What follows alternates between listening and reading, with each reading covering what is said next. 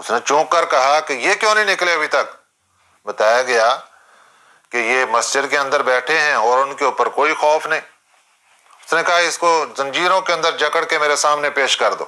Police گئی اور ہتھ کڑیاں لگا کر ان دونوں بزرگوں کو ان کے سامنے لا کر پیش کر دیا۔ اس اللہ والے کا نام بزرگ کا تھا شیخ احمد دربندی رحمت اللہ علیہ۔ یہ سلسلہ نقشبندیہ کے بہت مشہور و معروف بزرگ ہیں۔ شہزادے نے کہا پتہ نہیں کہ میں اس شہر میں آ رہا ہوں؟ انہوں نے کہا جی پتہ ہے۔ کہنے لگا شہر سے کیوں نہیں بھاگے ہو؟